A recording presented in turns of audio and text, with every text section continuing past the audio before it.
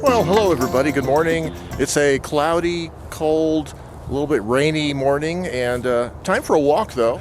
I'm gonna walk down to the little library box. Remember last time I did a vlog, my paper roll holder that I left in the library box for months was still there. Well, I'm gonna go check it now.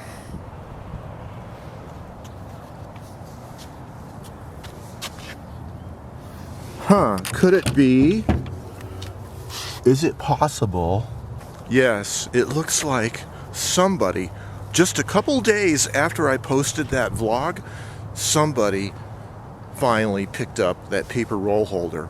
Well, maybe there's a lesson here for me, for all of us, to never assume that what you've done is a failure, because if you wait long enough, somebody might discover it. In this case, my little paper roll holder note-taking device. I hope somebody gets some good use out of it.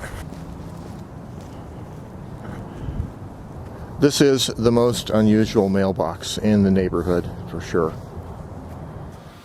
Well, a lot's been going on since you last saw me. My friend Ethan Moses gave me a retirement gift, and the retirement gift currently is making some funny noises in this room behind the camera. We'll look at that in a minute. So I want to talk about that and a few other things, so stay tuned. Well, one of the things I think that's real exciting for me and for some of you out there is I finished my typewriter inventory book. This has all of my typewriters currently in my collection.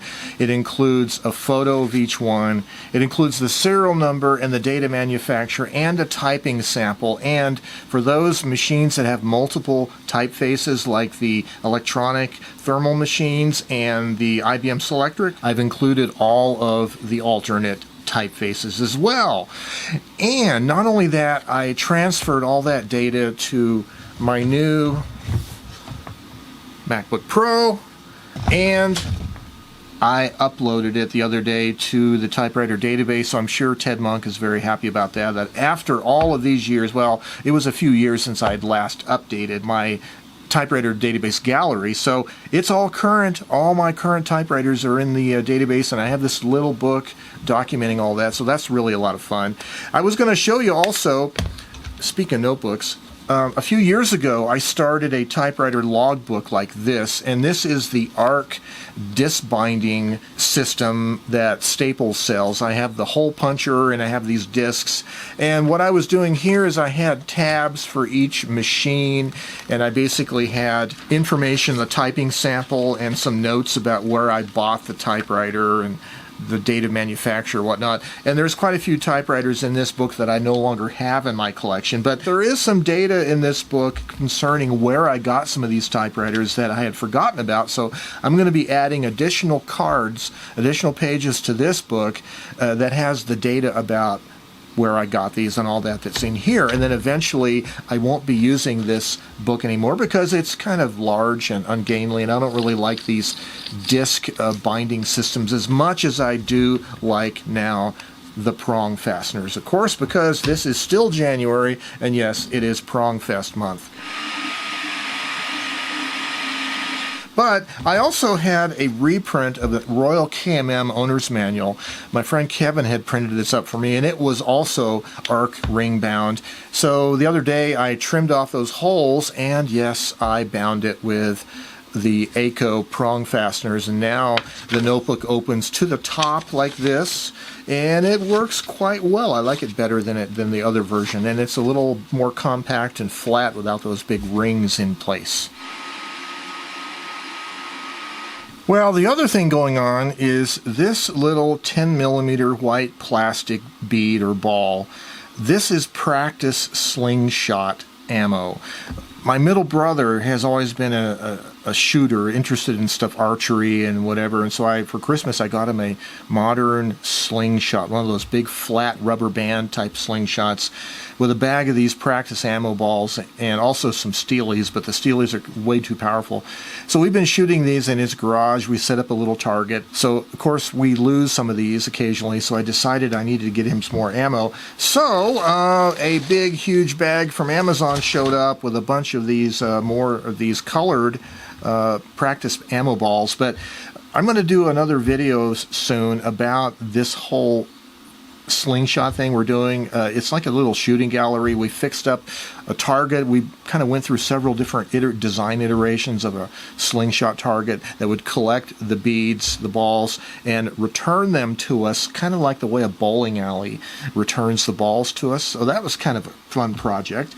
So look forward to that, a slingshot video, and we have to kind of rephrase the video for YouTube so it doesn't get canceled. So like it's a rubber band arcade game. Yeah, that's it. Well, so the main topic I want to talk about today is the fact that my friend Ethan Moses is a businessman who has his own 3D printing business, and he manufactures mostly camera-related, photography-related parts. And you've seen a number of videos in the past where I've been over at his shop, and you've probably seen a little bit of 3D printing stuff going on. And he's always been bugging me about I need to get into 3D printing. And of course, I was busy with a career and trying to do some YouTube videos and some photography on the side when I wasn't working. And I knew that I really didn't have time for another hobby. But now that I'm retiring, well, Ethan gives me the gift of this Ender 3 Pro 3D printer, and last week we assembled it and aligned it and got it calibrated and set up, which took quite a bit of time, by the way, getting the framework of it really straight and the bed level and all that. So I've been printing a few test files. I haven't actually done any CAD work yet. I've just been downloading some files and doing some test printing to get used to it. But Ethan has been doing a lot more printing, of course. He's my content expert, and he's been making a lot of big parts. Like this, for instance, is a self-developing 4x5 film back. So this bottom part, most of it is 3D printed, and then there is some plastic sheets that are glued onto it on the front to make the flange. But this is a big print. It takes a lot of filament. It takes a lot of time to do these prints. So I'm just learning. I'm just getting into this and learning about it. And so I'll be probably sharing a little bit of my learning journey with you guys as we go forward here about 3D printing. So if you don't know what 3D printing is, well, this particular machine I'm using, PLA is a plastic filament. The stuff I'm using is about 1.5 millimeters in diameter, so it's like a little plastic string, if you want to call it that. Comes on spools, and the 3D printer has an X, Y, and Z axis, and it has a heated extruder nozzle. It feeds this thread, this plastic thin rod, into the extruder nozzle, and then the bed that it's printing onto moves also, so it's able to lay down layers of melted filament and build up a 3D model of whatever. You go into a computer-aided design program, a CAD program, and you design a 3D shape, a 3D object. And when that design is finished, you output that as an STL file. And then you import the STL file into a different piece of software that's called Slicer software. What the Slicer software does is it makes a G-code file and that defines layers in that three-dimensional object, and it sort of defines how your printer is going to be making those layers by this heated nozzle extruding melted plastic on each layer in a certain path and building it up layer by layer. So that's kind of the process. And so there's two sides of it. There's the CAD side, learning to design stuff in CAD, and then there's learning to set up and run your printer properly so you get the right kind of laydown of melted filament. You don't want it to be too squish, you don't want it to be too loose, and there's always problems with adhesion of the part to the heated bed, making sure you might have to design the part with an extra wide foot on the bottom so it sticks better to the bed, etc. So there's all these little manufacturing details involved in 3D printing to make it a high quality part. There's also issues of how thin are your layers? How fine do you want the geometry to be? Do you want it to be coarse looking where you can see the layers, the grain structure of the PLA filament, or do you want it to be really super fine? So again, it's all trade-offs between time, money, and intricacy of doing all this. So the first object that I actually printed was a camera external viewfinder file that was Ethan's file, and we printed it over at his shop just to test out the printer. And that printed quite nice. And then I told Ethan that I was interested in maybe designing little plastic Savonius wind turbine models. So he sat down and designed a 3-vane Savonius wind turbine, tiny little model. And I printed a couple versions of that on this printer.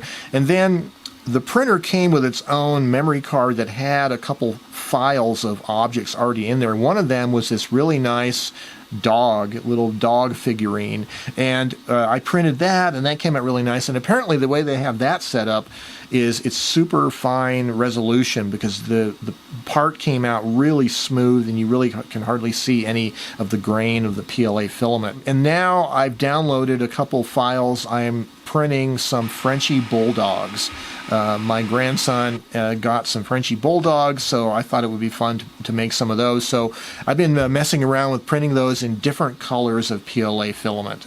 So that's kind of where I'm at so far, is I'm just printing predefined files, but I will soon be working on designing my own parts. And I got one idea already for you guys that might be interested in.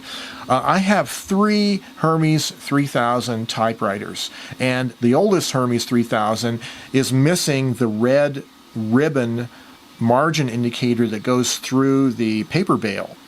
So I don't really have a margin indicator. It's also missing that super fine long spring. And I'm not going to at this time try to recreate that whole complicated ribbon system. What I am going to do is design and 3D print a couple little plastic margin indicator clips that clip onto the paper bale and then slide back and forth, and they'll have a little indicator needle that will point to where you've set the margin at. So that's going to be a little project. I think that'll be quite practical for anybody that has a Hermes 3000 and your red ribbon indicator system is broken or missing.